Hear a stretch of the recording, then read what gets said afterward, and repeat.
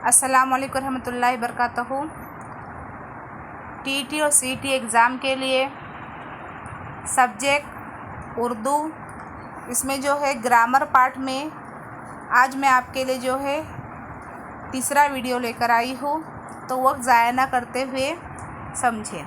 देखिए, ज़ेल की अलामतों को आप अच्छी तरह जानते हैं। अब ये देखो, ये क्या, देखो अलिफ है, बा है, जीम है, दाल है, क है, ख है, ग है, ए बी सी डी। देखो ये जो है क्या है, ज़बान की बुनियादी आवाज़ों की क्या है, अलामतें हैं। इनके अलावा बहुत सी अलामतें भी ज़बानों में पाई जाती है, इन्हें हुर्फ़े तहज्जी कहा जाता है। हुरूफ की अलामत ज़बान को लिखने के लिए क्या होती है, इस्तेमाल की जाती है। आज़ादा तौर पर इनके कुछ मानी नहीं होते, लेकिन बोले जाने वाले लफ्ज़ों के होते हैं। उर्दू में 37 हुरूफ है जिनकी मदद से बोली जाने वाली ज़बान को लिखा जा सकता है। पहली जमात में उर्दू की तमाम आवाज़ और इनकी अलामतों का तारुफ किया जा चुका है। यहाँ इनकी किस्में मालूम करने के लिए इन्हें ज़बान से अदा करने की ज़रूरत है।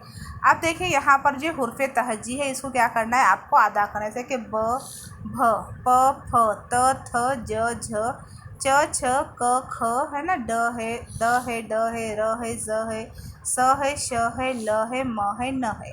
देखो, आपने देखा है कि इन हुर्फ़ों को ज़बान से अदा करते वक्त मुंह से निकलने वाली आवाज़ होठ या ज़बान या दाँत से क्या होती है, ज़रूर टकराती है।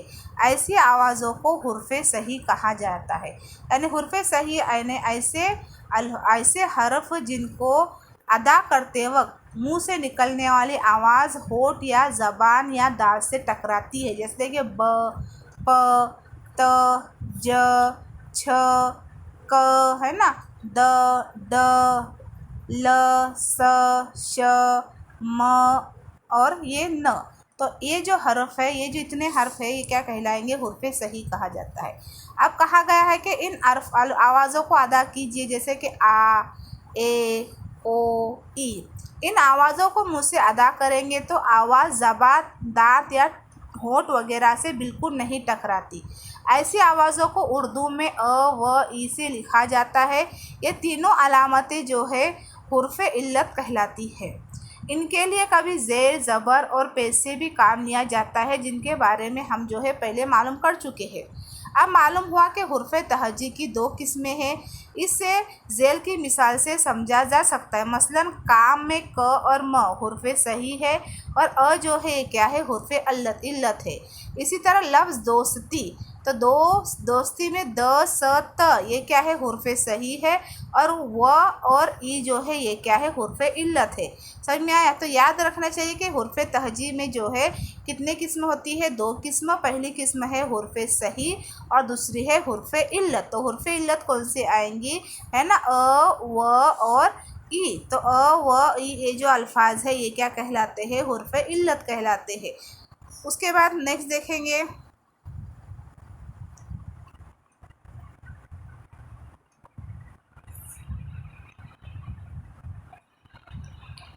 अब अगला जो है वो है एराब। अब यहाँ देखिए, आप हुर्फ़े इल्लत के बारे में जानते हैं।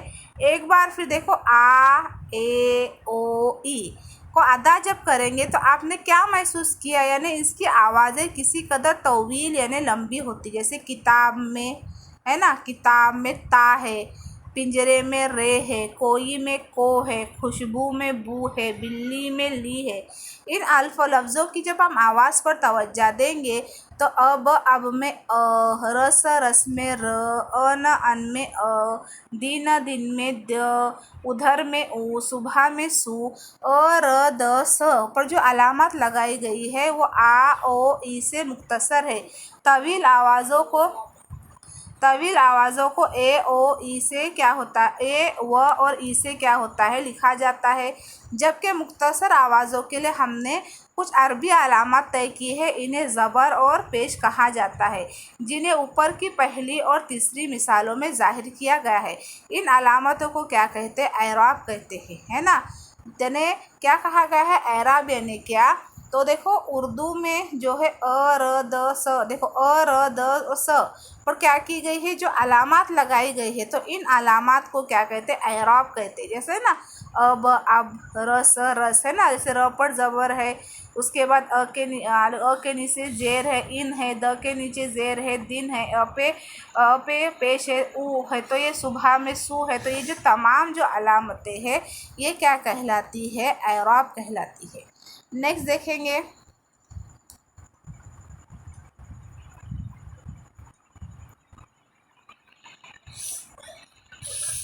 अब देखो इसमें जैसा आपको मालूम है कि किसी भी चीज़ या शख्स या जगह के नाम वगैरह को क्या कहते हैं, इसम कहते हैं।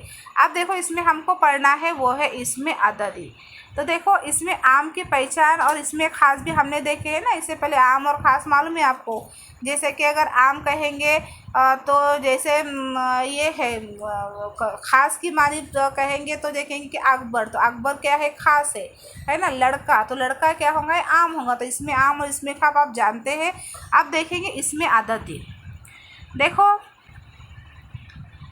इसमें आम की पहचान में आपको ये जुमला पढ़ चुके हैं, इनकी खिलाफत की मुद्दत 10 बरस 6 महीने और 4 दिन है ना। इस जुमले में इसमें बरस, महीने और दिन को अददों में गिना गया है, यानी 10 बरस 6 महीने 4 दिन। दिए गए जुमले में से हटकर बरसों, महीनों, दिनों को मुद्दत, कई बरसों में चंद महीने, बहुत दिन फुकरों को क्या किया जाता है, गिना जाता है। मिसाल, एक किताब, 10 किताबें, कई किताबें, बहुत सी किताबें कहना भी मुमकिन है। गोया हम बहुत से इसमें चीज़ें, अशखास, मकाम वगैरह को 1, 10, 100, 1000 की गिनती में गिना जा सकता है, इसलिए इसको क्या कहते हैं, इसमें अददी कहते हैं ना। ऐसे इसमें जिसमें क्या होता है, गिना जाता है ना, जैसे 10 है, बरस है, महीने हैं, मुद्दत या बरस है, महीने हैं, 4 दिन है। तो ये जो तमाम जो अल्फाज है, ये जो अल्फाज क्या कहलाते हैं, इसमें अददी कहलाते हैं। उसके बाद देखो इसमें गैर अददी, जैसे कि क्या आप अपनी बातचीत में कभी एक पानी, कुछ दोस्ती, सैकड़ों, मोहब्बत, पाँच सोना जैसे फुकरे इस्तेमाल करते है, नहीं करते ना, क्योंकि पानी, दोस्ती, मोहब्बत, सोने को हम आयदाद में गिन नहीं सकते। जिन इसमों को गिना नहीं जा सकता उसे क्या कहते हैं, इसमें गैर अददी, है ना। अब ऐसा हम बोलते हैं क्या, 1 किलो पानी, या ये एक पानी, या फिर कुछ दोस्ती, सैकड़ों मोहब्बत, है ना, 5 सोना, ऐसा नहीं। तो ऐसे आयदाद, ऐसे अल्फाज जिनको गिना नहीं जा सकता, है ना, तो ऐसे इसमों को क्या कहते हैं, इसमें गैर अददी। उसके बाद देखिए इसमें मादा। अब देखो सोना, चांदी, लकड़ी, शीशा, दूध, पानी, दवा, चाय, हवा, भाप, गैस, बर्फ, मिट्टी, कोयला वगैरह, इन चीज़ों के बारे में आप साइंस में पढ़ चुके हैं कि कुछ चीज़ें क्या होती है, ठोस होती है, कुछ माये होती है, कुछ गैस होती है। साइंस की ज़ुबान में इन्हें क्या कहा जाता है, मादा कहा जाता है, क्योंकि जिन चीज़ों को हम देख सकते हैं, छू सकते हैं, वो सब क्या होती है, मादे से बनी होती है। तो कवायद में क्या किया जाता है, ऐसी ही चीज़ों को जो है इसमें मादा कहा जाता है। उसके बाद देखिए सबक में, देखिए सबक लो आ गई बरसात में, यानी सबक में वो बच्चों को तलाश करने के लिए कहा गया है। उसके बाद देखिए इसमें जमा, फ़ौज में हज़ारों सिपाही कतार में खड़े हैं, मालूम कीजिए कि आपकी जमात में कितने तलबा पढ़ते हैं। आपने देखा होगा कि खेल के मैदानों में तमाशाई की भीड़ लगी हुई है। ऊपर के जुमलों में अल्फाज में फ़ौज है, कतार है, जमात है, भीड़ है ना, एक ही मकाम पर बहुत से लोगों की मौजूदगी जाहिर करते। हज़ारों सिपाहियों को एक लफ्ज़ फ़ौज कह दिया जाता है। 50 सुबह पढ़ते हैं तो एक जमात हम कहते हैं ना। खेल के मैदान में हज़ारों लोगों को हम तमाशाई या भीड़ कहते हैं, यानी वो इसमें जिन्हें फ़ौज है, जमात है, भीड़ है, छत्ता है, गुरु है, जो चीज़ें या लोगों का मजमूई नाम हो इसे क्या कहते हैं, इसमें जमा कहते हैं। समझ में आया। तो हमने क्या क्या देखा, इसमें अददी, है ना, जैसे कि ऐसे इसमें जैसे कि 10 बरस 6 महीने 4 दिन, इनको गिना जा सकता है, इसे कहते हैं इसमें अददी। और इसमें गैर अददी यानी ऐसे इसमें जिनको हम नहीं गिन सकते, है ना। अब सोना है तो सोने को हम ऐसा बोलते हैं कि मैं 5 मरतबा सोई या 10 मरतबा, ऐसा नहीं। तो सोना है, मोहब्बत है, दोस्ती है, ऐसे इसमों को गिना नहीं जाता। तो जिन इसमों को गिना नहीं जाता इसे क्या कहते हैं, इसमें गैर अददी। इसमें मादा मतलब कि जिस चीज़ को हम छू सकते हैं, देख सकते हैं, समझ में आया, उसे क्या कहेंगे, इसमें मादा। उसके बाद इसमें जमा यानी क्या किया गया है, बहुत सी चीज़ों को क्या किया गया है, बहुत सी, जिसमें एक इसमें जब फ़ौज है तो फ़ौज जाहिर सी बात है कि फ़ौज में कोई एक शख्स नहीं होगा। कतार बोलने के बाद कतार में कोई एक लड़का नहीं होगा। जमात बोलने के बाद जमात में कोई एक बच्चा नहीं होगा। भीड़ का मतलब क्या होगा कि बहुत सारे लोग। तो ऐसे जो इसम है तो ये इसम क्या कहलाते हैं, इसमें जमा कहलाते हैं। नेक्स्ट देखेंगे,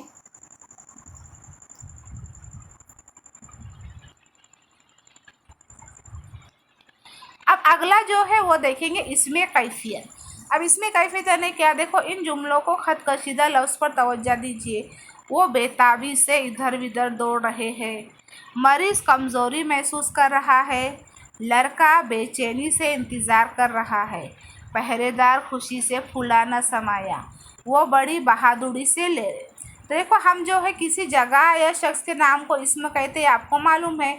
ऊपर दिए गए खत कशीदा अल्फाज में भी इस्म है, मगर ये चीज़ों में क्या है, शख्सियतों वगैरह के नाम नहीं है।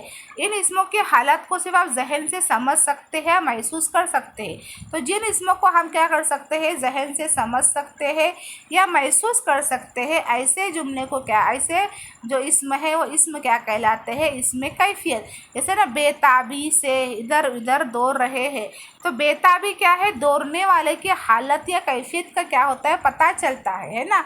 मरीज़ कमज़ोरी महसूस कर रहा है, तो ये मरीज़ किससे क्या होती है, हालत या कैफियत मालूम होती है।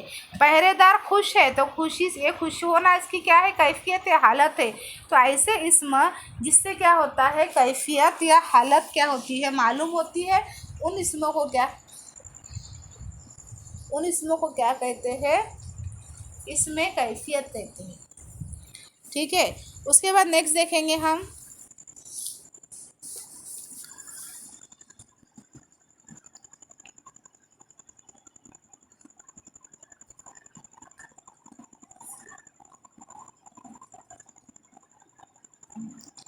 अब आएंगे हम ज़मीर की जानिब। देखो आप जानते हैं कि इस्म के बदले में इस्तेमाल किए जाने वाले लफ्ज़ों को क्या कहते हैं, ज़मीर कहते हैं। जैसे हम हैं, तुम हैं, वो है, आप है वगैरह, है ना। अब देखो जुमले गौर से पढ़िए। इस टोपी में क्या ख़ास बात है, ये सुलेमानी टोपी किस काम की है, कौन हकीकत पसंद घर में घुस आया हमारी जादू की दुनिया में। इन जुमलों में अल्फाज क्या, किस, कौन सवाल पूछने के लिए इस्तेमाल किए गए हैं। वो ज़मीर जो सवाल पूछने के लिए इस्तेमाल होते हैं उसे ज़मीरे इस्तिफ़हाम कहते हैं। इन जुमलों में क्या, किस, कौन, ये क्या है, ज़मीरे इस्तिफ़हाम है। इनके अलावा कब, कैसे, क्यों, कहाँ, कितना वगैरह, कितनी भी ज़मीर इस्तिफ़हाम है। जिस जुमले में ज़मीर का इस्तेमाल होता है इसके आखिर में क्या होता है, सवालिया निशान लगाते हैं। अब झेल के जुमलों में ज़मीर इस्तेमाल करके क्या कीजिए, सवालिया जुमलों में तब्दील कीजिए। जैसा क्या कहा गया है यहाँ पर कि लोग रंग बिरंगी झंडियाँ हिलाते हुए जा रहे थे, है ना। तो ऐसा लिख सकते हैं कि लोग जो है क्या हिलाते हुए जा रहे थे, है ना। तो ऐसा इस्तेमाल करके हम क्या कर सकते हैं, ज़मीर इस्तिफ़हाम यानी ऐसे ज़मीर जिसमें क्या किए जाते हैं, सवाल पूछने के लिए इस्तेमाल किए जाते हैं ना। जो अल्फाज जो है सवाल पूछने के लिए इस्तेमाल किए जाते हैं तो ये क्या कहलाते हैं, ज़मीर। जैसे ना क्या है, किस है, कौन है, तो इसको कहेंगे ज़मीर इस्तिफ़हाम। समझ में आया। उसके बाद अगला जो है वो है ज़मीर मौसूला। अब देखिए जुमले पढ़िए।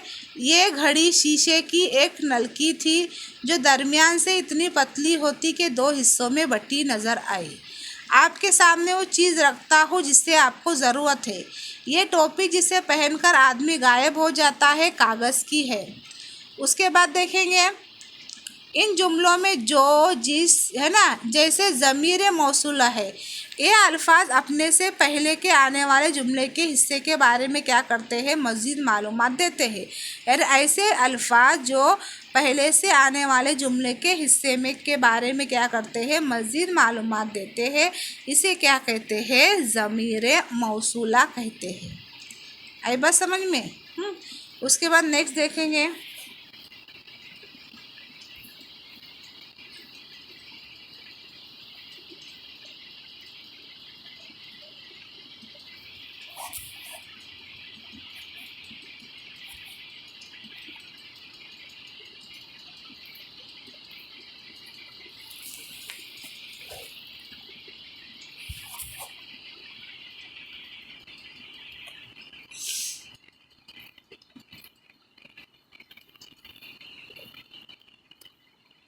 अब देखिए हुर्फ़े इजाफ़त।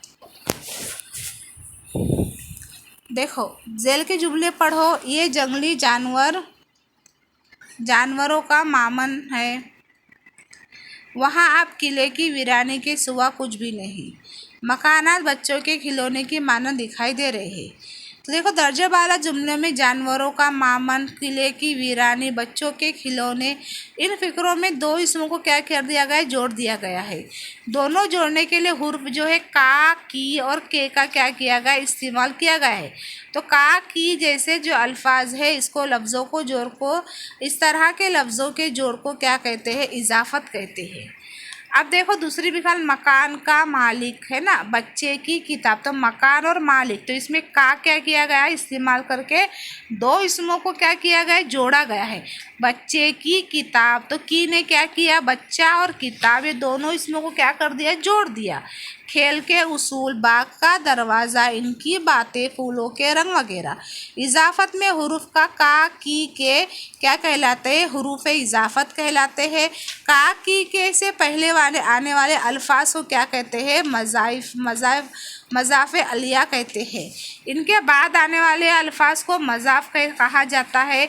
इस तरह मज़ाफ़ अलिया, हुर्फ़ इजाफ़त और मज़ाफ़त के मिलने से बनने वाला फ़ुकरा इजाफ़ी तरकीब कहलाता है। देखो इसमें एक बात आपको समझ में आना चाहिए कि देखो इजाफ़त यानी क्या, जो अल्फाज क्या करते हैं, दो इसमों को जोड़ते। जैसे दो इसमें मैंने कहा ना, जैसे कि मकान का मालिक, ठीक है, तो इसमें का क्या हो गया, हुर्फ़ इजाफ़त है ना। अब इसमें जो मकान है, जो इससे हुर्फ़ इजाफ़त के पहले आए, तो ये कहेगा मज़ाफ़ अलिया। और यहाँ पर जो ये मालिक है, तो मालिक क्या कहा जाएगा, मज़ाफ़ कहलाएगा। और इन तीनों के बनने से जो फ़ुकरा बना, जैसा ना मकान का मालिक, तो ये क्या कहलाएगा, इजाफ़ी तरकीब कहलाएगा। नेक्स्ट देखेंगे,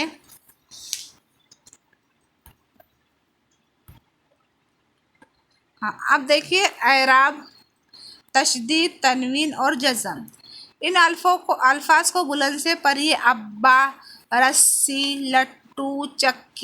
इन्हें बोलते या पढ़ते हुए लफ्ज़ में अब्बा में 2 मरतबा ब की आवाज़ है ना, रस्सी में 2 मरतबा स की आवाज़, लट्टू में 2 मरतबा ट की आवाज़ आ चुकी है, 2 मरतबा क की आवाज़ अदा की जाती है। लेकिन लिखते वक्त इन आवाज़ों को दोबारा नहीं लिखा जाता, बल्कि क्या किया जाता है, इन पर जो है तशदीद की अलामत लगाई जाती है। तो इस अलामत को क्या कहते हैं, तशदीद कहते हैं। समझ में आया। जैसे अब्बा, हम अब्बा देखेंगे तो कैसा होता है, ऐसा आएगा ना, ये ब है ना, ये ब और ये आ, तो अब्बा। तो हम क्या करते हैं, इन 2 हरफों को डबल डबल ना लिखते हुए डायरेक्ट क्या लगा देते हैं, तशदीद लगा देते हैं, है ना। अब्बा, रस्सी, अब रस्सी बोलेगा तो रस्सी, तो 2 मरतबा लिखने की बजाय हम क्या करते हैं, डायरेक्ट जो है क्या करते हैं, हरफ पर क्या लगाते हैं, तशदीद लगाते। क्या लगाते हैं, तशदीद लगाते। तो ये जो अलामत है ये क्या कहलाती है, तशदीद, है ना। अब देखिए अल्फाज बुलंद से पढ़िए। कसदन, नस्लन, है ना, नस्ले, नूरुल अला नूर। याद रखें इन लफ्ज़ों में 2 ज़बर 2 पेश लगाने की वजह से निशान लगाए हुए हैं, है ना। हरफ के बाद न की आवाज़ अदा की जाती है, यानी फ़ौरन, कसदन, नस्लन, बाद नस्लन, नूरुल अना नूर। तो 2 ज़बर और 2 ज़ेर वाले पेश की निशानियों को क्या कहते हैं, तनवीन कहते हैं।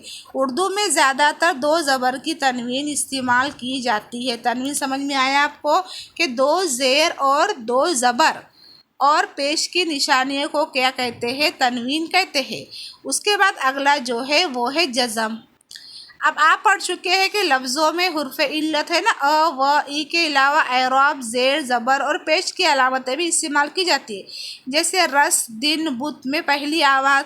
इन्हीं लफ्ज़ों में लफ्ज़ों की दूसरी आवाज़ों को हुर्फ पर कोई हरकत, ज़ेर और ज़बर पेश नहीं पाई जाती। इस आवाज़ को साकिन है, तो साकिन पर क्या लगाते हैं, जज़म लगाते हैं, है ना। जैसे आप देखेंगे रस, रस, दिन, दिन, बूत, बूत, है ना, रहमत, लरकपन। महमूद लफ्ज़ों में क्या किया गया है, जज़म का निशान लगाया गया है। हुरूफ क्या है, साकिन है। उर्दू में लफ्ज़ के आखिरी में हुरूफ क्या होता है, साकिन होता है। इस पर जज़म की अलामत क्या की जाती, लगाई नहीं जाती। तो तशदीद समझ में आया। तनवीन आपको समझ में आया है ना। तशदीद यानी क्या है, जब दो हर्फ लिखने की बजाय हम एक ही हर्फ पर क्या करते हैं, तशदीद की अलामत लगाते हैं। तनवीर यानी दो ज़बर, दो ज़ेर और पेश वाले निशानियों को क्या कहते हैं, तनवीन कहते हैं। और जो जज़म है, तो जज़म में क्या किया जाता है, इसमें जो है हुर्फ़ इल्लत के अलावा एराब में ज़ेर, ज़बर और पेश की अलामतें भी इस्तेमाल की जाती है ना। तो ऐसे लफ्ज़ों में कोई हरकत नहीं पाई जाती, इसलिए आवाज़ क्या होती है, साकिन होती है, तो जज़म की अलामत को लगाया जाता है। नेक्स्ट देखेंगे।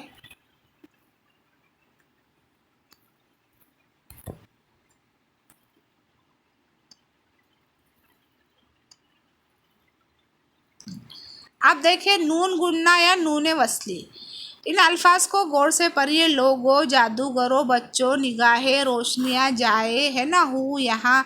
आपने महसूस किया होगा कि इन लफ्ज़ों के आखिर में आवाज़ क्या होती है, नाक से निकलती है।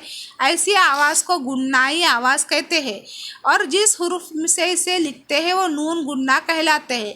इस नुक्ते को बगैर नून के लिखते हैं ना, नून गुन्ना के अलावा, जैसे कि झाग, ऊँट, फेंक, सींग, दांत, हंसी। इन लफ्ज़ों में गुन्नाई आवाज़ बीच से सुनाई देती है। ऐसे लफ्ज़ों को लिखते वक्त न को लिखा जाता है, मगर इस पर जो है ये अलामत लगाई जाती है, जैसे ना मांग है, छींक है, फूक है, साफ वगैरह। सबक, चच्चा, छक्कदन हो गया। इसको देखे जुमलों में नून को पूरी तरह पढ़ा नहीं जाता, मतलब पतंग, रंज, है ना, बुलंद। ऐसे अल्फाज जिसमें नून की आवाज़ न के बाद आने वाली हुर्फों की आवाज़ से मिल जाती है, ऐसे नून को नून वसली कहते हैं। नून वसली पर जो है ये क्या की जाती है, ये जो अलामत आपको बताई गई है, ये क्या की जाती है, लगाई जाती है। ओके, उसके बाद देखेंगे।